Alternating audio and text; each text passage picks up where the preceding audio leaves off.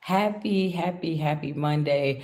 Welcome back, welcome back, welcome back. It is another reset show. So today we are reporting live from the reset room. And today's topic is what's an area in your life that needs a reset? I am your host and transformational empowerment architect, Tennille M. Jackson. And I want to just come and talk to you guys today about reset. What is a reset? Why is a reset important? And what areas of your life may need a reset in them? And so we're gonna get into it. Before we do, I just want to remind you all, if you're not already connected with me on social media, that you can take the time to do so, whether it is on Facebook, Instagram, LinkedIn, TikTok, and YouTube. You can find and follow me at my name is Tennille. And then on YouTube, please take another quick moment to just go ahead and subscribe to the YouTube channel. And do not forget that you can also visit my website, which is my name is Tennille.com. If you would like to get a better idea of not just what it is that I do, but more specifically what I can do to help you. Because after all, that is what I do. I give you the information and inspiration that you need to be your best self. So, regardless of what area of life that is, what we do is provide various types of places and spaces that's going to help to develop, empower, and transform your life. And so, if you are ready to move on up and elevate, get to that next level living, then I do encourage and invite you to connect with me. Again, you can go ahead, do that either on social media or by going to the website. My name is Tennille.com. And so I want to first start off today. Again, today is the reset room, and this is the place and space where we come to share our stories of reset. And so before we go into it, I really want to just kind of let's get to the basic, because some people may say, well, I've never heard of a reset. What does that mean to reset? So officially, to reset means to set, adjust, or fix something again or differently. So let's mainly look at the adjust and fix, because sometimes you may say, well, I don't even really think about setting like what. So let's look at that real quick, and then we'll go to adjust and fix. So think about your schedule. Many of us set an alarm. Many of us set our schedules, right? And so sometimes you may need to reset it. How many times have your alarm gone off and threw it down, or you smacked it or slapped it or whatever it was, so that you can hit that snooze button? Or maybe you try to reframe your mindset and say, you know what, I'm not going to do a snooze button, but you end up throwing it because you just don't get up. And so moving forward, you say, I'm going to reset that alarm. So instead of it going off at 3:45, it'll go off at 4:15, right? That is a reset. You may need to reset your schedule because maybe you did not allocate your time properly the first time around. So maybe you thought that something was only going to take 45 minutes to do. And when you actually took the time to execute, it took an hour and a half. So moving forward, you know that you need to reset your schedule, right?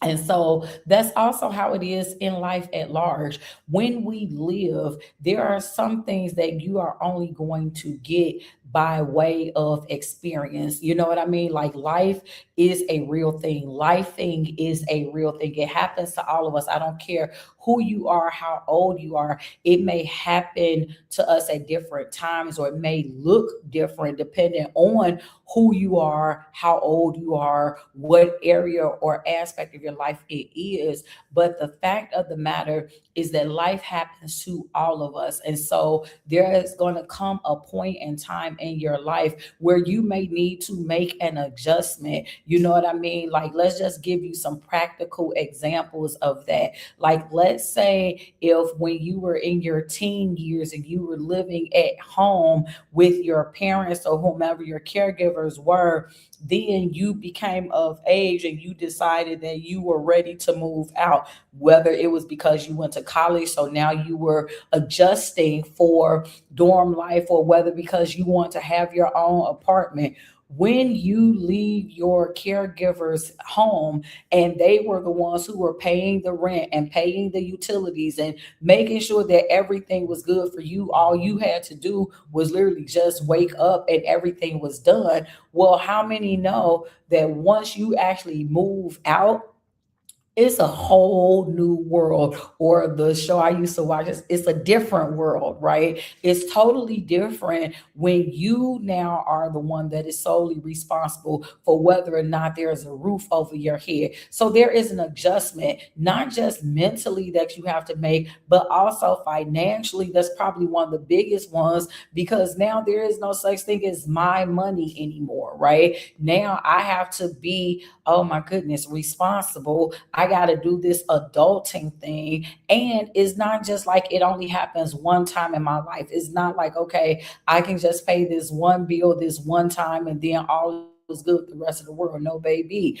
What happens is every month, whether you're paying rent or mortgage, every month that payment is due unless you bought the property outright. And so now it belongs to you. But if that property belongs to somebody else, a landlord or a mortgage company, you have to pay them every month. They don't care what hoops and loops you had to jump through in order to get that money, baby. You better do it again so you can pay them again. You don't get an appreciation party. They don't say, oh, you've paid 10 months in a row, so you can take off the next 2 or 3 months. They don't care. Like, until that is paid off. And in the case of rent, it's never paid off. As long as you're living with somebody else, you're going to owe somebody else. In case of a mortgage, whatever your mortgage term was, 10-year, 15, 20, 30-year mortgage, you have to pay until that mortgage is paid off. So they don't care if you're tired, if you don't feel good, if you hurting, if something is going on in your family. You have to, that is just the necessary adjustment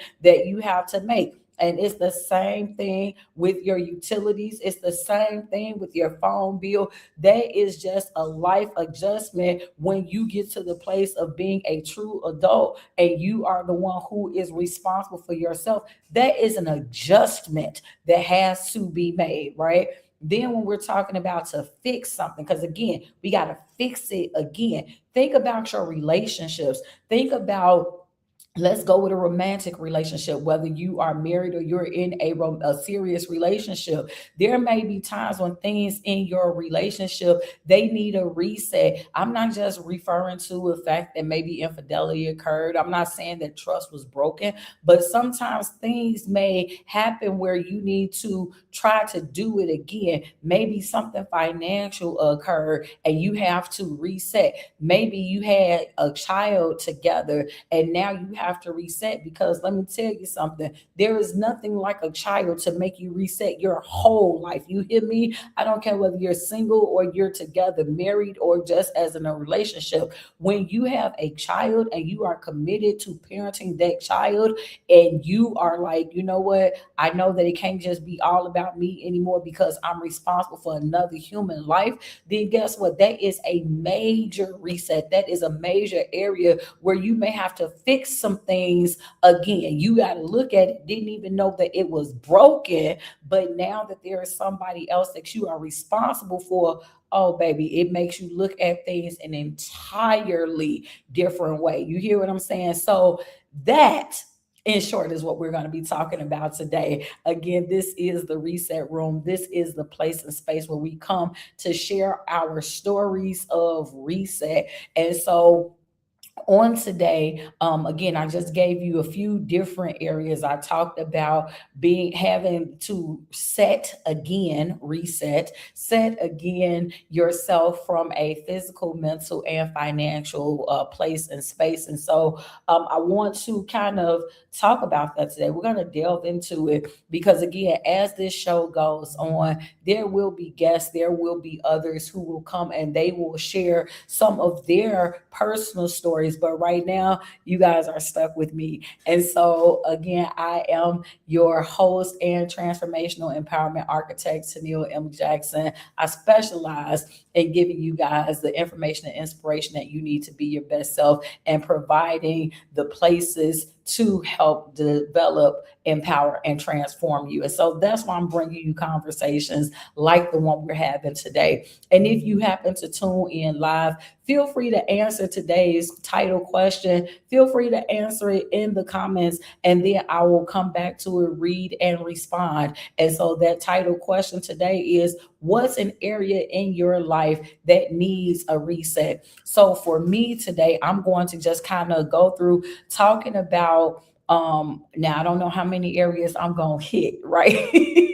So if you are part of my reset room community, which matter of fact, you can become part of, you go to the website, my name is Tenio.com. Within that community, there are 4 areas of reset that we focus on.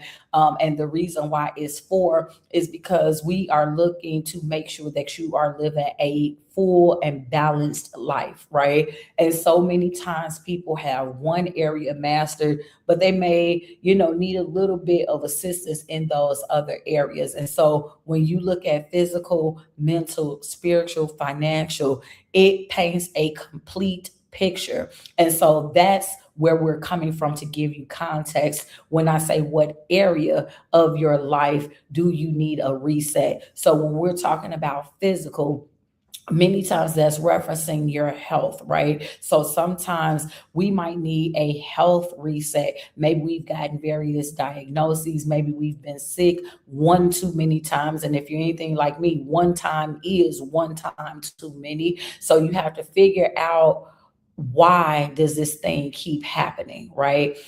It might be a mental reset. You've been stressed out, burned out, just brain fog, just all of these different things, can't focus, having a hard time just with the various issues that's hitting you with life. So maybe mentally you need to reset. Spiritually, your spirit is just broken. You are just, out of it. Maybe you've lost so many people. And when we say loss, understand it doesn't just necessarily mean to a physical death, but maybe a relationship has ended, and not just even a romantic relationship. Maybe it was your best friend of 20 years, something may have happened, or something within your family. So your spirit gets tired. You know what I mean? And then, of course, financial reset. Many of us will say, oh, yeah, I definitely need a financial reset. And understand that reset does not always have to equate to negative behaviors. It can mean that, oh, I found a better way. So let me give you an example. If you were in school and you were a B plus student, some people would say, oh, that's great, because if you're B plus, that's an honor roll student. But I might have found a better way where now instead of a B plus, I might be able to have an A minus to an A to an A plus. When it comes to living, the Bible says how we are always striving for perfection, right? So we might not get it, but we are always going to strive. And so as we get better, if you're in your 20s, this version of you might be better than who you were as a teen. If you're in your 30s, that version may be better than your 20s. 40s might be better than your 30s, and so on and so forth. So what does that mean? It means that as you learn, you grow. And when you grow, the idea is that you are to be implementing whatever the information is, whether the information was attained through education or just life experience. As we know better, we do better. And so sometimes I'm doing a thing simply because this is the thing that I know to do. But once I find out there is a different thing, a better thing that I can do to either help me to save time, save energy, or save money, then you best believe I am going to implement that thing. But here's the point of today's show, especially, is to bring you to a place of assessment, right? And again, I don't always try to go spiritual with y'all, but I just, it's just in me. So, like, there's another scripture that says, let a man examine himself, right? So that means that you have to be able to sit with yourself. You have to be able to know yourself, because if you are not in tune with you, if you are not in a place where you want to be honest with yourself, then it's really going to be hard to reach your desired results. If you're like,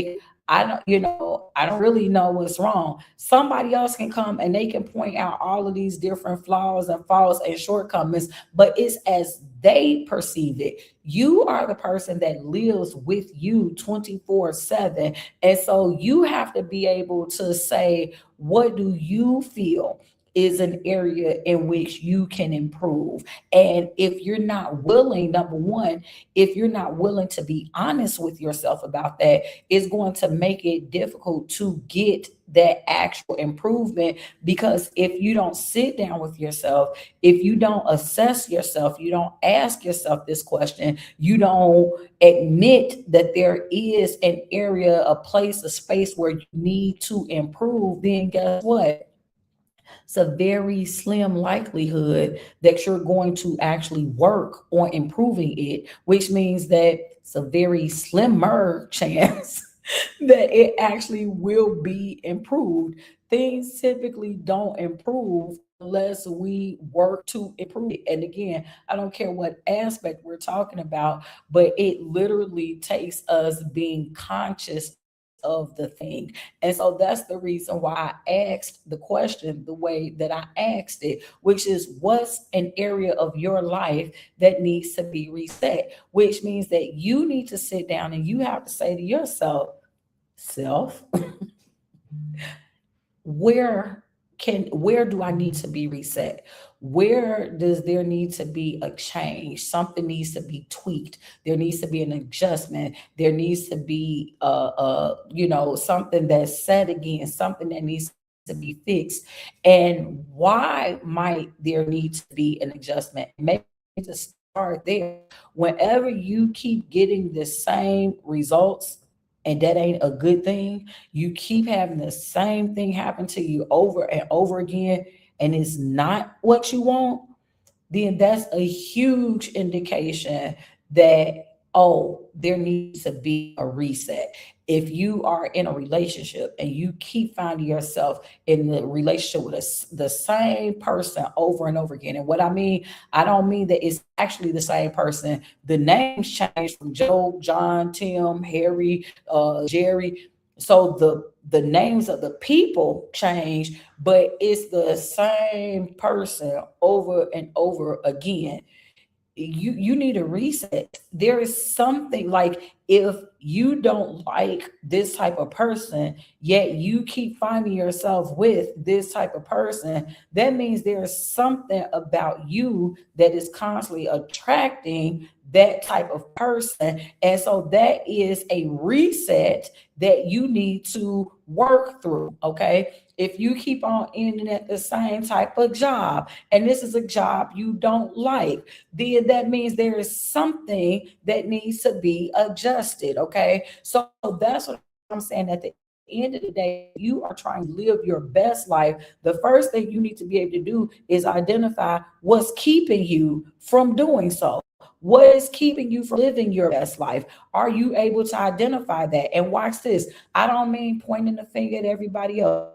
Well, if he didn't do this, if she didn't do this, if they didn't do that, because guess what? Those people don't live with you 24/7. You do. There should be times when you are at the place in your life where you want to be. It doesn't matter what anybody else is saying or doing, because that satisfaction, that joy, it comes from within. Are there going to be moments in your life that, you may not like? Absolutely. We all face hard times. So there's going to be moments of loss. Again, whether we're talking about physical death, whether we're talking about, a job, and that have to be because we were a bad worker. I remember in times of the pandemic when many major businesses shut their doors. Businesses we never thought would have gone out of business shut their doors. And so what does that mean? That means that the workers of those businesses lost their jobs. So it's not that they did anything wrong. They could have been coming to work every day on time for however long that they were there, but it was beyond their control. So these are two different examples that we're looking at. When I'm talking about resetting, I mean what is in your control. You may not be able to control what's going on in the outside world, but when you have reset your life to a place where you are satisfied, it does not matter about what's going on outside. I hope that makes sense. So, in either case, if you guys are just now tuning in, I am your host and transformational empowerment architect, Tennille M. Jackson, and this is the Reset Room, the place and space where we share our stories of reset. What are the things that happen where we needed to reset? Because as sure as you live, life is going to be life, and baby, it may cause you to have to make some adjustments. Some of them you're ready to make, some of them may make you very uncomfortable to make. And sometimes the discomfort may be exactly what you need to help you to level up. But I want to take a quick moment to again remind you all, if you are not already connected with me across social media, please take a moment to do so, whether Facebook, Instagram, LinkedIn, TikTok. You can find and follow me at my name is Tennille. And on YouTube, it's the same handle. But what I need you to do is hit that subscribe button. My name is Tennille. I appreciate everybody for coming through. And again, do not forget that you can go ahead and you can visit my website as well, which is mynameistenille.com. There you will find out more about me specifically, but you might not care about me. You're like, girl, why I care about you? You probably don't, but you care about what I do. And so what I do is I help you to become the best version of yourself. So through whether it's communities, whether it's my business, whether it's the products and services that I have, or even this media of podcasts and films and things like that that I have created, all of those things are purpose to get you to be the best version of yourself. So why don't you go ahead and visit mynameistenille.com. And in fact, if you like the Reset Room, I have a community that's specifically for that, where we talk about the various areas of your life, physically, mentally, spiritually, financially, that need a reset. And we don't just talk about it, but we also give you solutions that you can implement into your life to establish the reset that you want. That community and the information for it is also available on the website, mynameistenille.com. And right now, for a very limited time, we actually have great anyone who would like to experience all 4 of the communities that I have created that includes the Reset Room. You can get that for only $39 a month. That's right. It is an all access to all 4 communities, the Reset Room, APS, which is Artist Promoting Success, I'm Glad to Be a Woman, and PACES. You can get access to all of them. So the creator community, the women's community, the spiritual community, and this Reset Room community, you get all 4 for only $39 a month. So I would definitely check that out if I were you. Again, you can do so by going to our website, which is mynameistenille.com. Now, I want to just come back again and bring you all back in. We're talking about the areas of our lives that may need a reset. And so today I'm going to share at least one area of my life. Matter of fact, let's do it like this. Instead of sharing the areas that need one, I'll share one area that needed a reset and then talk about what I did to achieve the reset. Okay. So, from a physical perspective, I definitively needed a physical reset. Remember, we said that physical is typically in alignment with our health. So, I have a few health issues that are beyond my control, and then there are some health issues that I can do something about. So, one of the health issues that I have that's beyond my control is spinal degenerative disc disease. And so that is a diagnosis that I received back in 2019, and it affected me greatly, not just from a place of, okay, being told all of the activities that I couldn't do because of the impact that it was having on my spine. But it went from not being able to, basically be active, all the things that I like to do. So playing softball, couldn't do it anymore, volleyball, no more, jumping rope, no more, and when you get older, your metabolism changes. And so, now is more important in your younger years. It almost seems like, I'm not saying this is the case, but it seems like you can eat because you're so active.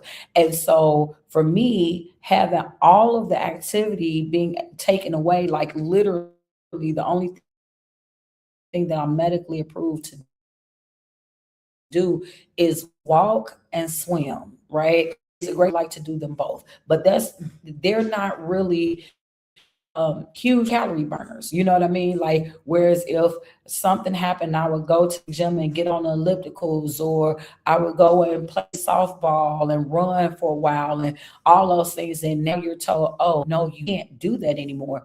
How many of you know that that impacts your weight? So it's really a catch 22, because the bigger you are in terms of your weight, the more pain it is on your back. And so it's like, okay, you need to take off pounds. But the things that I would do, the activities that I would participate in to help offset my weight, I can no longer do because of my back. And so all the weight that's now on me is impacting the pain that's happening in my back. And so it's not just a back pain. Spinal degenerative disc disease is beyond just a back pain. It is, matter of fact, I tell you what, I'm not going to try to sound so smart. I'm going to actually just give y'all the actual definition of what spinal degenerative disc disease is. So that way I don't have to like fumble through it. Hold on one second. We're going to tell you exactly what it is. So if you or someone you know has been diagnosed with this, you know exactly what it is. So hold on, let's turn that off. Okay, so spinal degenerative disc disease, or DDD, is a condition describing the breakdown or progressive deterioration of the intervertebral discs in your spine.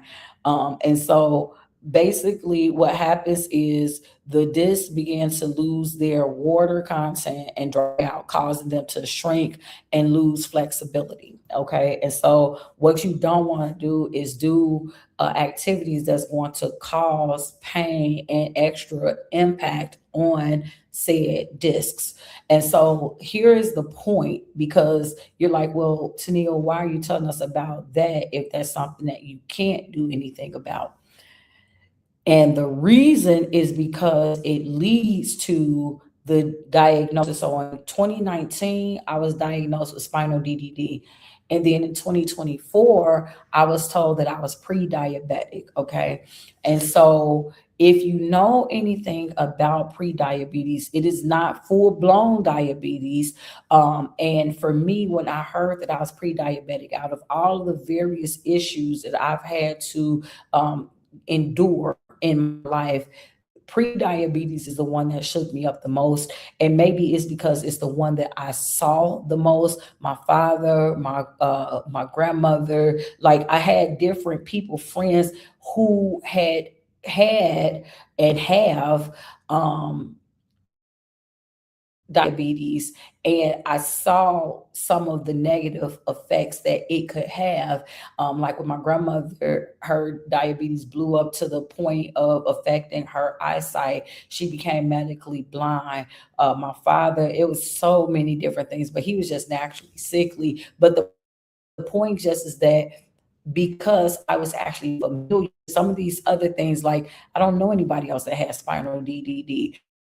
So it's like I'm the one that's going through it. But these other conditions, I had seen what it could do if not properly treated, right? And so once I was diagnosed as being pre-diabetic, and my doctor was letting me know, okay, we need you to try to work on turning this around, because it is not full diabetes yet, and you can turn it around. Like, you normally have between 2 to 5 years for it to reverse. Now, I will say this: the unfortunate truth is The same way that you can reverse pre-diabetes, so you can be diagnosed as being pre-diabetic and then it can reverse back, right? So you have to make sure that you are maintaining a healthy lifestyle. And so whereas with spinal DDD, I don't have control over that. I can't, if I do go out and try to, and it wasn't just activities, like I can't carry anything that's over 5 pounds. I can't wear heels anymore. Like it's so many different parts of my everyday life that was affected with that diagnosis. And so naturally, if you look at me, again, if you Google me and you look and see pictures of me from 2017, 18, 19. So in other words, the weight that I was prior to this diagnosis versus post the diagnosis, baby, I won't even talk about it. Because again, anyone who is naturally overweight, this show is not to shame that, but it is to bring light to obesity, which I am obese, okay? From a medical perspective, I am obese. Most people do not believe when I tell them how much I weigh, they don't believe me. And that's simply because I have been blessed to be well proportioned so that it's not like all of my weight is in one area of my body, but it's proportionally evenly throughout my body. And so that is where the blessing comes in. However, when I say that it is definitively a difference. And so, for those of you who may listen to this, or those who may not go and Google, I will genuinely give you just the difference in weight sizes pre 2019 spinal DD diagnosis. The heaviest I was like 174, 180 pounds. So I was like a size 14, maybe something like that. So a large, so extra large size 14. Well, baby, the heaviest I have been in this season of my life is 265. So now I'm looking at, I've been between 3 and 4 X's in terms of clothes. And that is an impact beyond just physical.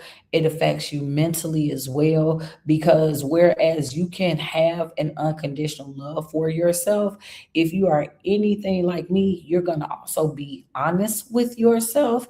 And it's not about body shaming, it's just about understanding at my smallest. And this, you got to go back over 20 years ago for this. Before I had children, I was 136 pounds before I had my first daughter. And to get to be twice that size, right? That's a lot to embrace, to understand. And I remember when I initially got the diagnosis of being pre-diabetic, and so my doctor's like, okay, so we just need you to exercise a little better, eat a little, eat a lot different. And matter of fact, she didn't say exercise better. She said, we need you to exercise a lot more. That's how it was. Exercise a lot more and eat a little better, because she asked me, okay, what do you eat? And I shared with her what my diet was. And so it's not that it was just a ridiculous diet. Now, sometimes I do have a little in McDonald's chocolate toast. We had a great relationship going. I had to break up with him, but it just is what it is, because when she said you just have to exercise a lot more, my heart sank, because I realized, because of this diagnosis of SDDD, that I couldn't. And so basically, it's between going to my primary doctor and through my chiropractor, and bringing those two together, because my chiropractor telling my doctor, like, no, she can't do this, or this. Like, it's a laundry list of things that I can't do that would help to turn this around, right? And so here's the point that I'm making. Even hearing how all the odds were stacked against me, really, right? And I think that we have to get to a place where You're just either going to be determined or you're not, and I definitively have to work harder. I do not want to use this in past tense only because this is still presently a struggle. This is still presently a journey. Okay. And so I gotta make it real for you all because I don't want for anybody to feel that I'm painting a picture of how easy this was, because I did not go and do like a gastric bypass. I did not go and do Ozempic or any of these other. And again, for anybody who's opted to do that, this is not me talking badly about it. I'm simply saying that these were not choices that I decided to make. For me, I wanted to try to do it. I want to do it the natural way, of losing weight, of changing, just making lifestyle changes. But just know that when I officially got the pre-diabetic diagnosis, it was like, okay, I gotta get some things going. I gotta get some type of momentum in my life because I have to get this turned around. I do not want to become a full-blown diabetic on top of everything else, right? And so what I did was I started making some lifestyle changes. So I'm always going to be real with me, and I am a chocoholic, right? I don't even want to say recovering chocoholic because I haven't recovered because I haven't covered the first time, so I definitely have not recovered. But what I have said to myself is, okay, I'm going to work to not eat chocolate every day. Okay.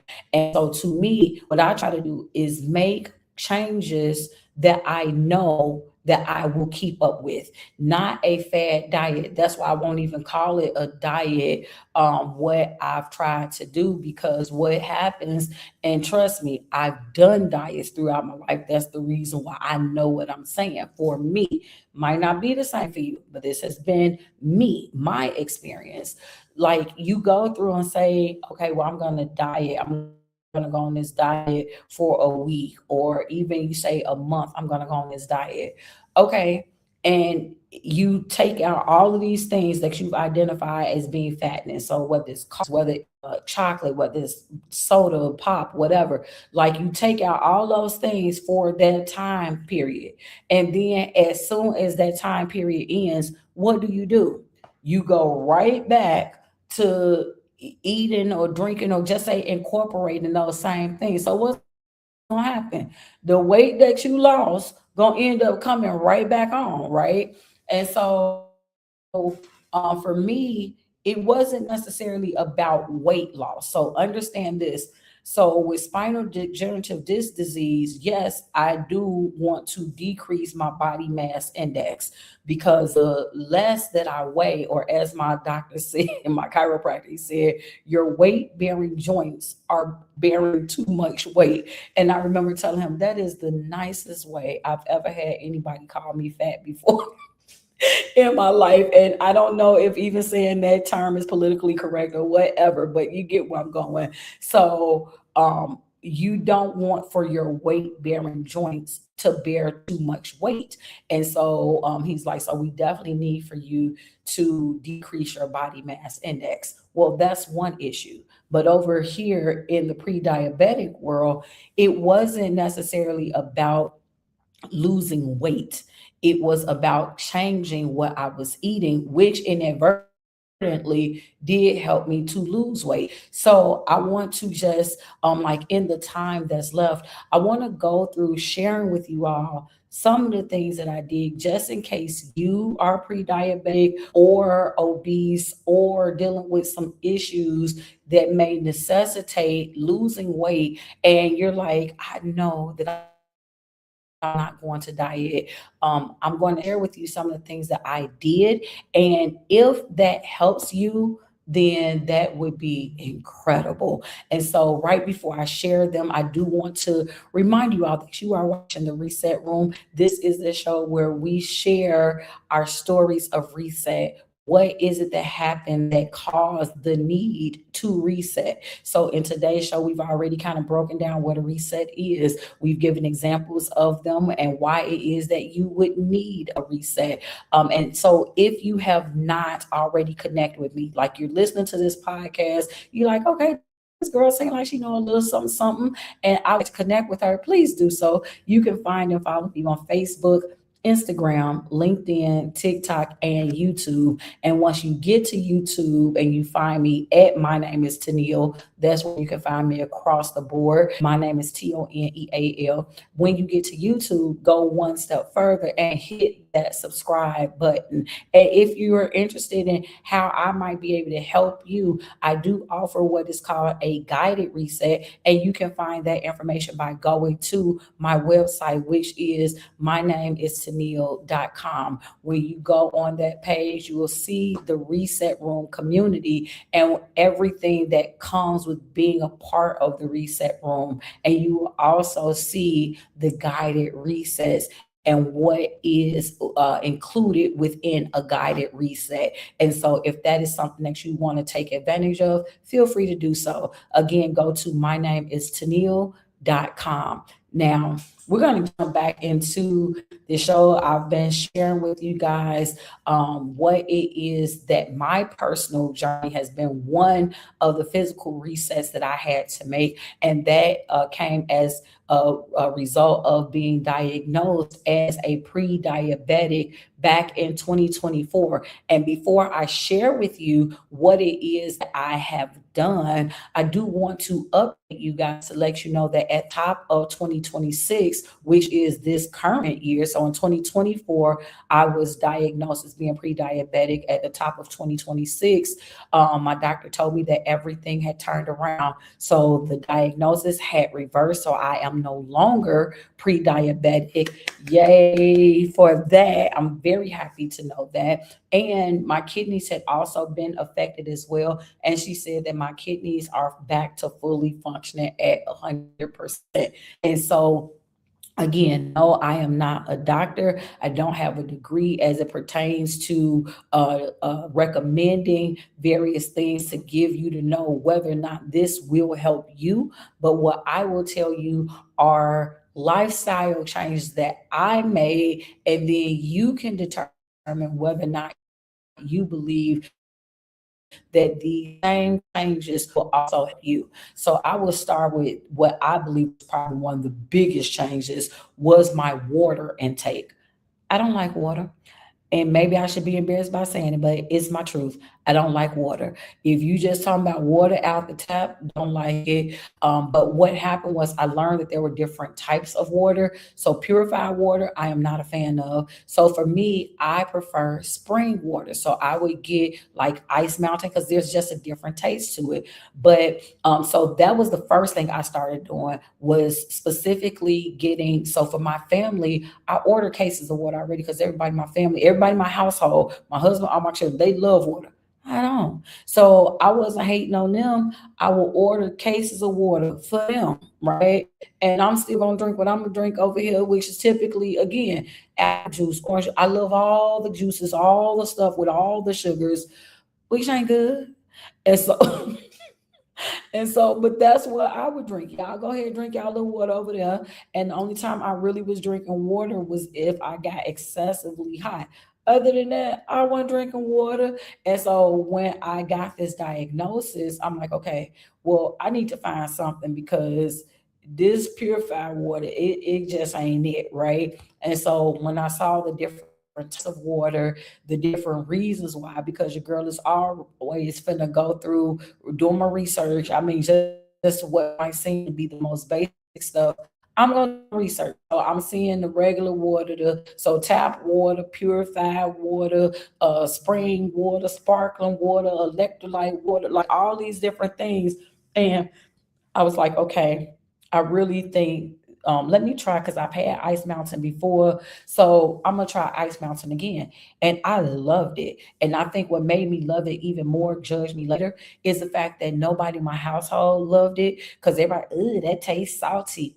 I didn't taste the salt in it, but it doesn't matter. They did. So what that meant, finally. I get something that was just for me. So, oh, I'm gonna love this if for no other reason than nobody else do love it. Judge me later. And so anyway, so starting to incorporate water when I was not drink. I mean, we're not even gonna talk about how you supposed to drink eight 8 ounce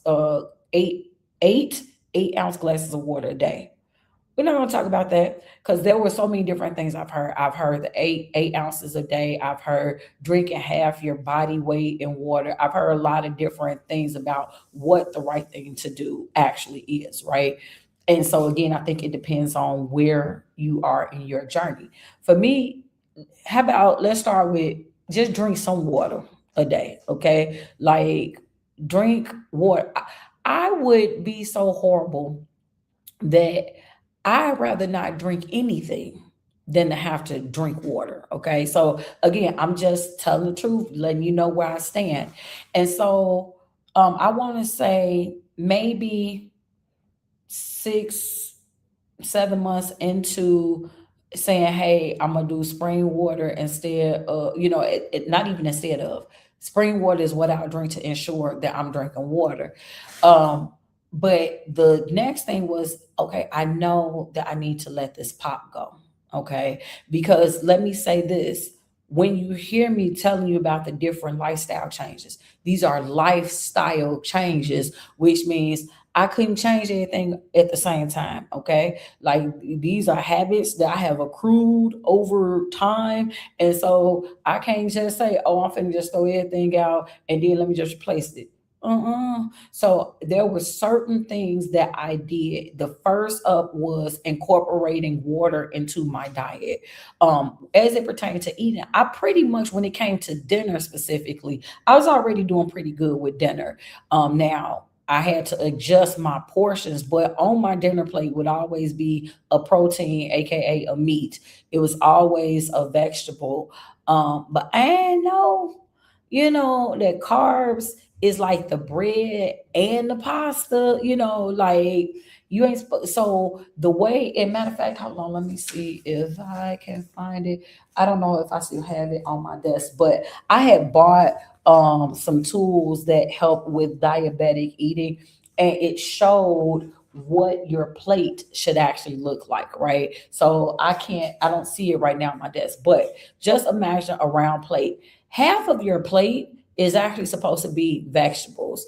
And then in that other half, you divide the half into half, so it's quarters. So a quarter of your plate should be your meat or protein, and then a quarter of your plate should be like whatever the pasta or the if you're gonna have bread. Who? Probably like 75% of my plate was probably at least 60% on it was not what it's supposed to be. So I had the stuff on there. I just didn't have the right portions on there because I genuinely do like vegetables. So I had vegetables, but I love pasta and I love bread, and they don't love me back. So some of the things that I started doing, just easy things.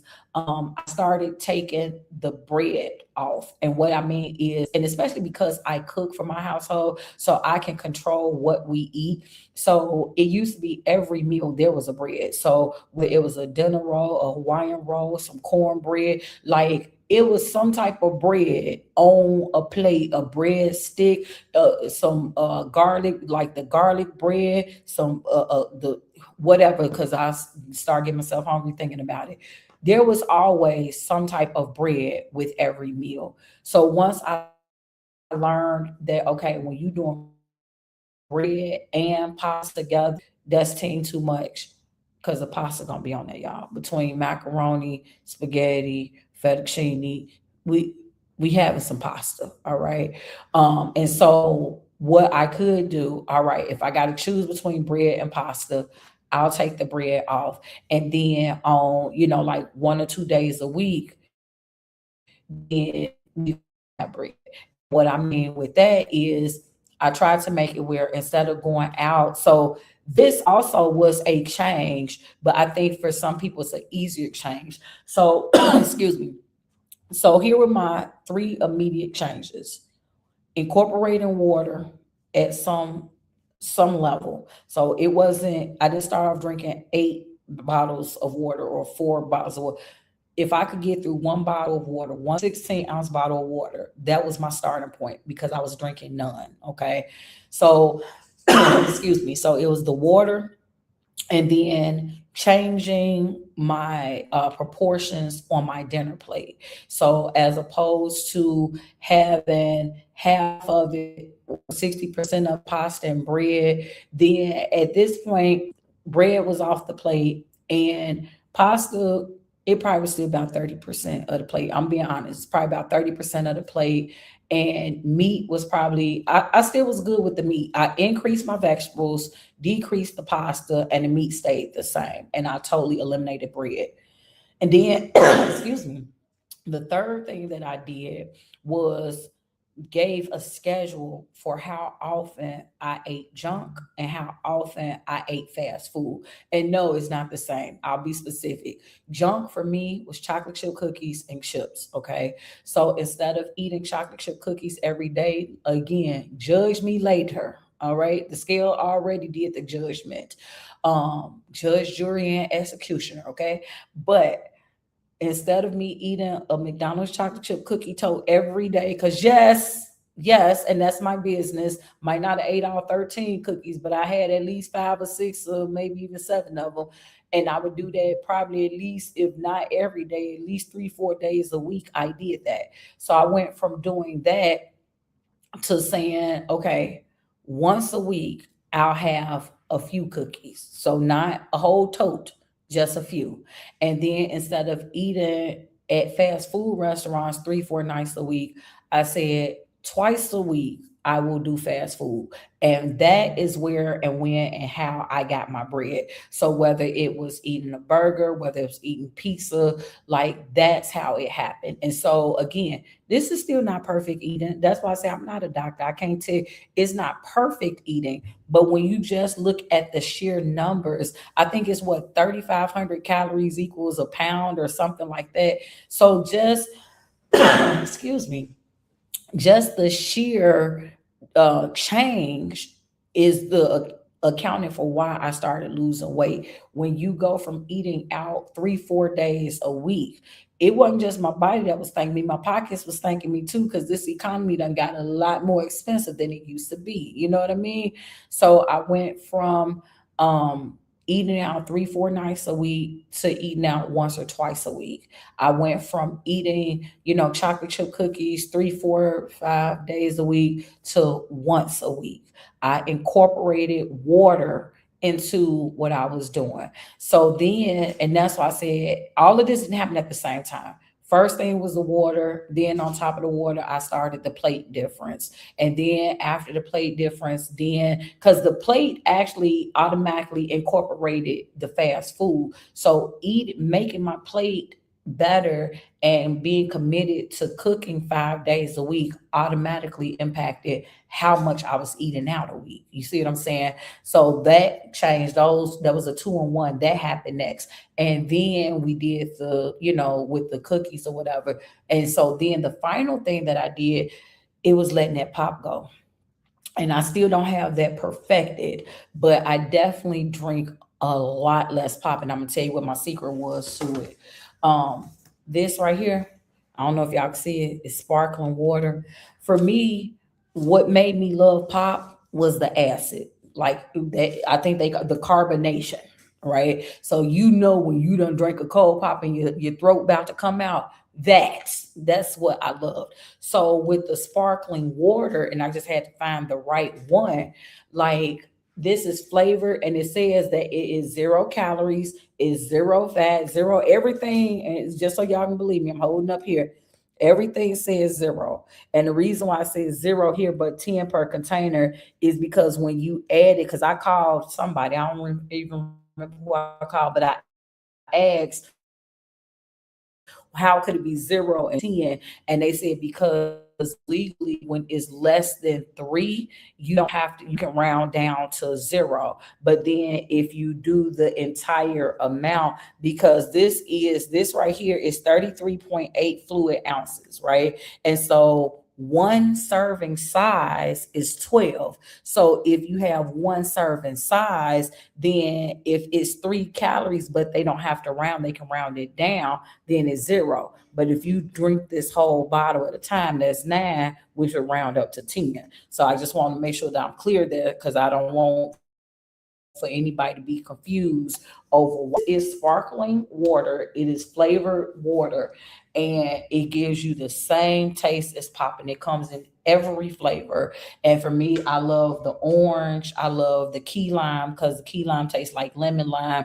They got strawberry, they got kiwi strawberry, they got cherry, they got grape. I mean, you name the flavor and they pretty much have it. And so I just switched this out for the pop. So when you look at the calories that's on the pop can or pop bottle, guarantee it's gonna be way more than 0. All right. And so again, those are the changes that I made. That's what helped to that helped me to be successful in my reset so that I went from being diagnosed as being pre-diabetic to 18 months later being told that it had totally reversed.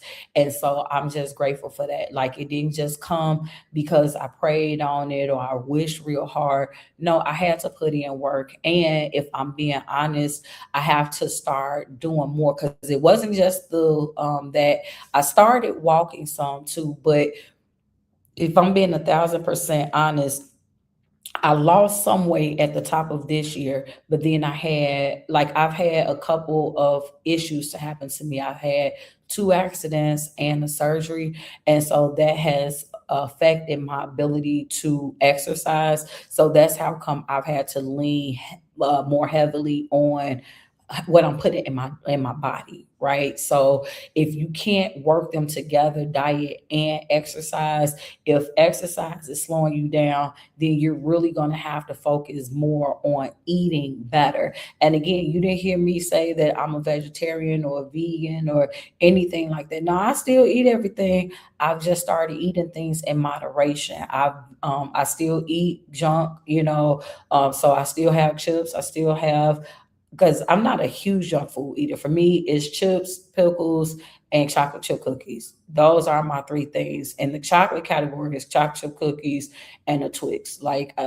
So pray for me. But like I say, I've been able to bring it down moderately. So not only did the diagnosis get reversed, but I am starting to lose weight as well again. And that made me feel good because when you are not able to really be active like you want to be, and then the only activities you can do slows down your progress.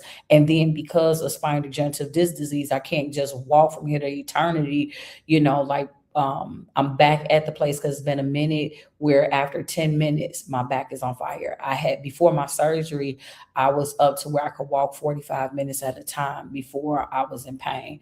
But now I'm back to 5 to 10 minutes, so I have to rebuild. So that's what I'm saying. Like this condition, is very counterproductive to losing weight, but the extra weight is what's worse than the condition. But when you are determined, let me tell you, when you are determined, anything is possible. So I want to thank you all so much for tuning in to this episode of the Reset Room. And I hope that after listening to it, that you have been encouraged as well as persuaded to make a decision. First of all, assess yourself. What area of my life needs to be reset? And then that you are determined to do what's necessary to make that reset possible. Have a great rest of your day.